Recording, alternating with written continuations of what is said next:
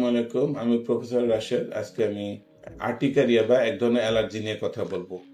আমাদের রোগীরা যখন অ্যালার্জি নিয়ে কথা বলেন, অ্যালার্জি কিন্তু বাংলা মানে মৌখিকভাবে বললে মনে হয় যে একটা রোগ। আসলে অ্যালার্জি থেকে ভাগ করলে অনেক ধরনের রোগ পাওয়া যায়।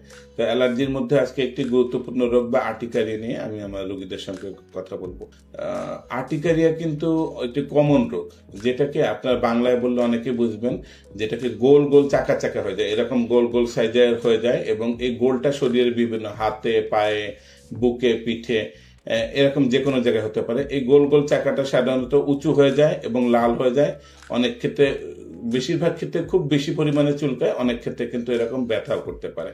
আবার এরকম গোল গোল চাকা চাকা অনেক সময় পয়সার মতো হয়ে যায় বা অনেক সময় ছোট বাটির মতো এত বড় সাইজ হয়ে যায়। আবার অনেক সময় দেখে যে একেবারে ছোট ছোট থাকে, যেমন বৃষ্টির পানি পড়লে ছোট ছোট থাকে, এরকম প্যাপুলার সাইজেও হতে পারে। তো এই আর্টিকারিয়া হচ্ছে এমন একটি অ্যালার্জিক রিয়াকশন, যেটা স্কিনের নিচে যে ব্লাড ভেসেল থাকে সেটার সঙ্গে একটা ইনফ্লামেশন হয় এবং একই সঙ্গে চামড়ার যে অ্যালার্জিক রিয়াকশন দুইটাই হয়ে থাকে। এটা অনেক সময় দেখা যায় শরীরের নরম চামড়া হয়ে থাকে, সেটা এরকম চোখের পাতাতে বা ঠোঁটে বা প্রাইভেট পার্টে দেখা যায় ওইসব জায়গাগুলো অনেক ফুলে যায় এবং চোখ অনেক সময় এত ফুলে যায় দেখা যায় চোখে দেখতে সমস্যা হয় বা এরকম। এটা কিন্তু আমাদের মিউকাস মেমব্রেন বা ভিতরে হতে পারে, যেটাকে দেখা গেছে যে রোগীর শ্বাসকষ্ট শুরু হয়ে যায়। তো এই আর্টিকারিয়া দুই রকম ভাগ আছে। আর্টিকারিয়া কি রকম, যে আর্টিকারিয়া বডিতে আমাদের 6 সপ্তাহ বা 1.5 মাসের কম থাকে সেটাকে আমরা অ্যাকুট আর্টিকারিয়া বলে থাকি। আর যে আর্টিকারিয়া সাধারণত 6 সপ্তাহ বা 1.5 মাসের বেশি পারসিস্ট করে বা বডিতে থেকে যায় সেটাকে আমরা ক্রনিক আর্টিকারিয়া বলি। অ্যাকুট আর্টিকারিয়া দেখা যায় সাধারণত আমাদের রোগীদের যে সবাই যে সবসময় বিশেষজ্ঞ ডাক্তারের কাছে আসেন তা নয়। তো অনেক সময় দেখা যায় যে ফার্মেসি থেকে ওষুধ খেয়ে বা তার কাছ থেকে কথা শুনেও অ্যাকুট আর্টিকারিয়া সেরে যেতে পারে। কিন্তু ক্রনিক আর্টিকারিয়া যেটা 6 সপ্তাহ বেশি থাকে সেটা সাধারণত একটু ক্রনিক কোর্স থাকে এবং এটা কিন্তু একজন বিশেষজ্ঞ ডাক্তারের পরামর্শে নিয়মিত থাকতে হয়। এখন আর্টিকারিয়ার কারণ কি? আর্টিকারিয়ার অনেক কিছু কারণ আছে। 1 নম্বর সব থেকে প্রধান কারণ যেটা ইডিওপ্যাথিক। এরকম একটা বিরাট টার্ম আছে যেটাকে বলা হয় ক্রনিক ইডিওপ্যাথিক আর্টিকারিয়া। মানে এই আর্টিকারিয়ার কারণ কি এখন পর্যন্ত পৃথিবীর এত গবেষণা সত্ত্বেও পুরোপুরি কারণ খুঁজে পাওয়া যায় না।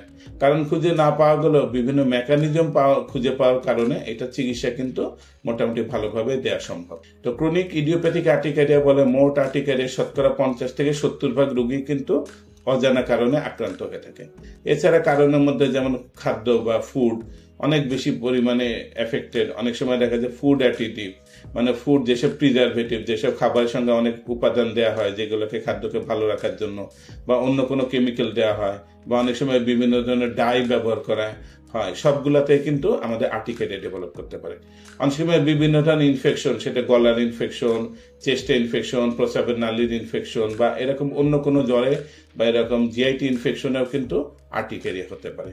অনেক সময় বিভিন্ন ধরনের ক্যান্সারও কিন্তু, যেমন হজকিন লিম্ফোমা, নন হজকিন লিম্ফোমা, এসবের কিন্তু আর্টিকারিয়া হতে পারে। অনেক সময় দেখা যায় বিভিন্ন ওষুধের সাইড ইফেক্ট, সেটা বিভিন্ন ধরনের অ্যান্টিবায়োটিক বা বিভিন্ন ধরনের পেইন কিলার, এইটা ব্যবহারের ফলেও কিন্তু আর্টিকারিয়া হতে পারে। অনেক সময় বিভিন্ন কানেকটিভ ডিজিজ বা এরকম বিভিন্ন এসএলই, রিউমাটয়েড আর্থ্রাইটিস, এসবের কারণে কিন্তু আর্টিকারিয়া হতে পারে। এছাড়াও অনেক অজানা কারণ রয়ে গেছে বা অনেক জানা কারণ রয়েছে, যেটা আমি বলতে গেলে ভিডিওটা অনেক বড় হয়ে যাবে। তো এখন আর্টিকারিয়ার কারণ প্রথমে আমাদেরকে আইডেন্টিফাই করতে হবে, যেটা অনেক ক্ষেত্রে আমি বললাম যে বের করা যায় না।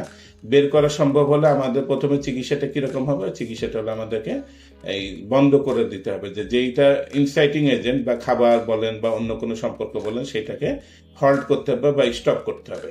2 নম্বর হচ্ছে আর্টিকারিয়ার জন্য আমরা অনেক সময় দেখা যায় যে ইনফেকশন থাকলে আমরা অ্যান্টিবায়োটিক দিয়ে থাকি এবং আর্টিকারিয়ার মেইন চিকিৎসা কিন্তু অ্যান্টিহিস্টামিন।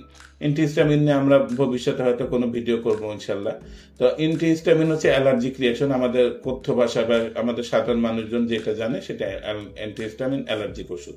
অ্যালার্জিক ওষুধে অনেক উপাদান, অনেক গ্রুপ রয়ে গেছে, যেটা আমাদের সমস্ত জনগণ অনেক কিছু জানেন, যেমন সেট্রিজিন, লরাটিডিন, ডেসলোরাটিডিন, লেভোসেট্রিজিন, বিলাস্টিন, নিবাস্টিন, বিভিন্ন টাইপের ওষুধ রয়েছে, ফেক্সোফেনাডিন। এসব কিন্তু আমাদের রোগীরা নিয়মিত চুলকানি হলে বা বিভিন্ন ধরনের অ্যালার্জি হলে, এমনকি আর্টিকারিয়া হলেও খেয়ে থাকেন।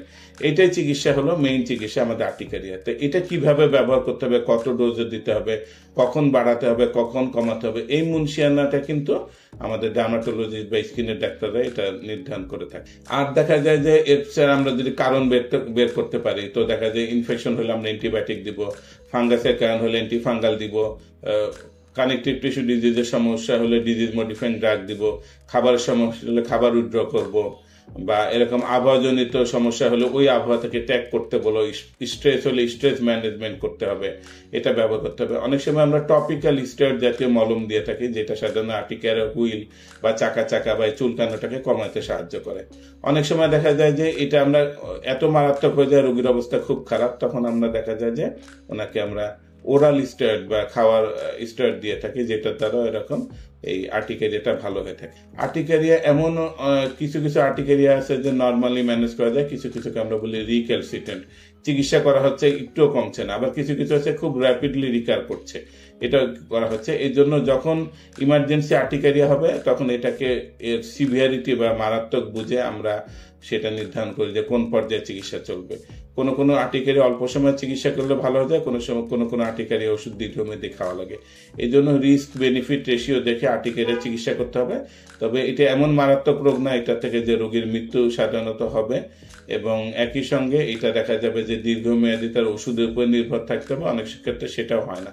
এই জন্য এই চিকিৎসাটা নতুন নতুন আবিষ্কার ফলে অনেক আশার আলো দেখা যাচ্ছে। আপনারা মানে পজিটিভলি, এই রোগ যদি কারো হয়ে থাকে পজিটিভলি থাকবেন এবং ডক্টরের পরামর্শ নিয়ে সুস্থ থাকবেন ইনশাল্লাহ। ধন্যবাদ।